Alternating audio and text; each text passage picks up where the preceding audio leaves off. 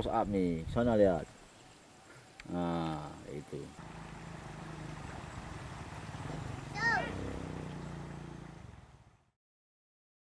Kampung Pasir Sentosa merupakan salah satu desa pedalaman di Kecamatan Simpang Keramat, Kabupaten Aceh Utara. Potret kehidupan masyarakatnya rata-rata sebagai petani dan pekebun. Dari 190 kepala keluarga yang ada, 98% diantaranya adalah berprofesi sebagai petani jagung.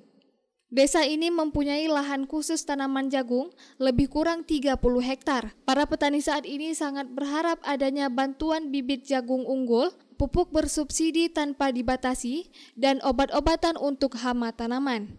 Heriansyah, Kepala Desa Pasir Sentosa, menjelaskan, sejak dulu sampai sekarang dengan kondisi pandemik yang melanda negeri, masyarakat di pedalaman yang tinggal di daratan tinggi harus menjadi petani agar bisa menopang perekonomian masyarakat setempat. Namun dirinya mengakui belum pernah ada kehadiran Dinas Pertanian dan Perkebunan yang meninjau ke lokasi untuk memberikan penyuluhan kepada para petani serta memberikan bantuan, meskipun telah berulang kali pihaknya mengajukan proposal bantuan kepada dinas terkait. Saya sebagai kecil Desa Pasir Sentosa, Pak, kan, mengenai istilahnya pengajuan dari desa, terutama Desa Pasir Sentosa, mengenai masalah pupuk, pertama bibit dan masalah pupuk itu terkendala. Jadi untuk pengajuan dari istilahnya dari Desa Pasir Sentosa sudah kita ajukan dan sudah kita usulkan. Istilahnya belum ada respon dari dinas-dinas terkait. Karena istilahnya mungkin kendala pertama masalah jalan. Dan setelah itu masalah jagung ini itu tidak memadai bagi masyarakat untuk hasil, Pak, kan. Karena hasil tersebut diambil sama calo ataupun agen. Jadi harga tidak sesuai apa yang istilahnya apa yang diinginkan sama masyarakat, Pak. Terutama masalah harga.